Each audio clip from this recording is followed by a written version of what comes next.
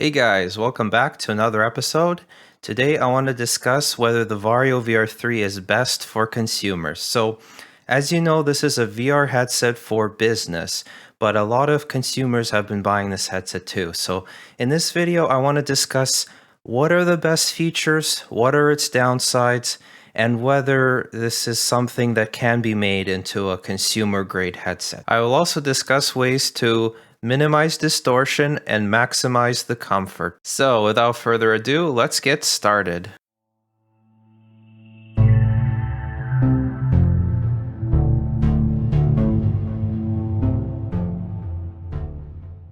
So first let's talk about the resolution. I must say that this is the sharpest, cleanest headset you will ever use. First of all, we have a full sweet spot. We have really clear picture with those aspheric lenses and just no God rays, no glare. You can definitely see the difference between consumer grade headsets and this business oriented headset. The differences are just so stark. So in this VR headset, it's just like looking at a 1440p monitor in real life. You will not be able to notice the difference between the through the lens video and screen capture recordings, which is pretty amazing. So that is one major plus for the headset. So now let's talk about a downside that doesn't exist in the other headsets, and that is distortion. So to be honest, when I first put on this headset, I was really taken aback by the distortion.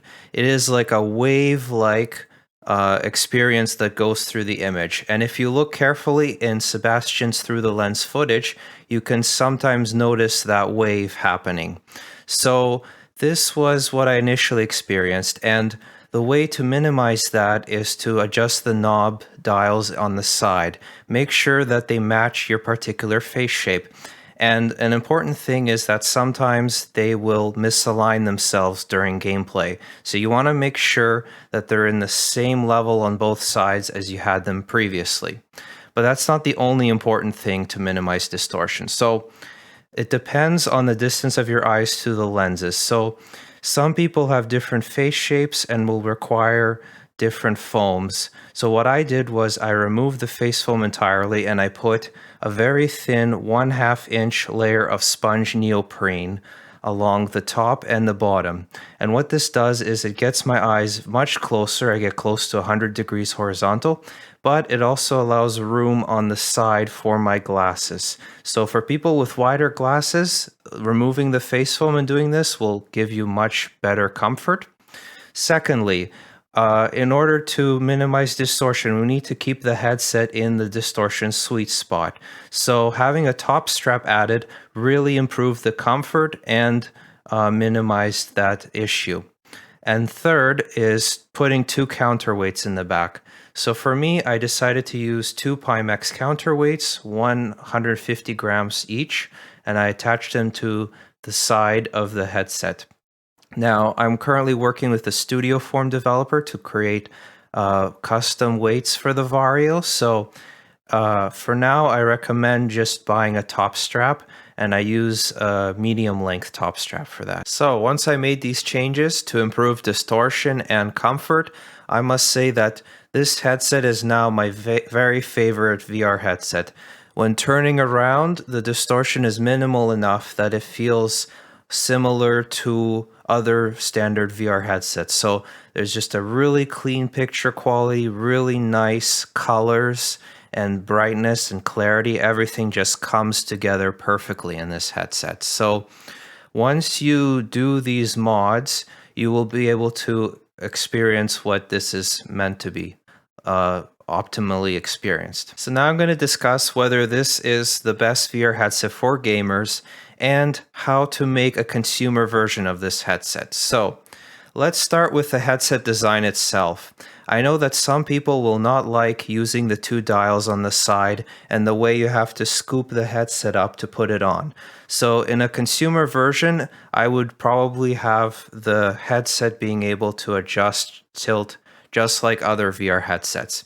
Secondly, the design of the top knob is kind of awkward. So when fitting on the headset, you have to tighten it quite a bit, but initially it feels like it would fall off if you don't tighten the top and the back enough. So I actually think it's preferable to have a standard top strap instead of having that knob at the top.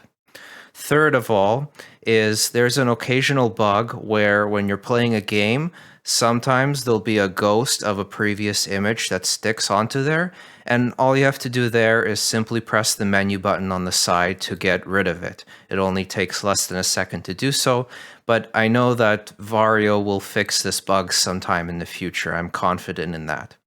Fourth of all is, okay, if you're using it as a consumer, you've got 2 link boxes, so you'll need 2 USB ports, 2 display ports, and 2 power adapters. So you would need to cut down on that in order to make this more consumer friendly.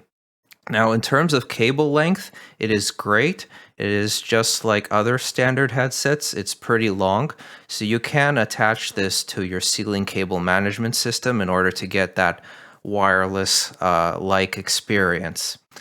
And fifth of all is this headset is focused on enterprise. So in order to reduce price, we're looking at getting rid of automatic IPD adjustments, since I don't think most users will find that useful as much. Hand tracking probably is not needed.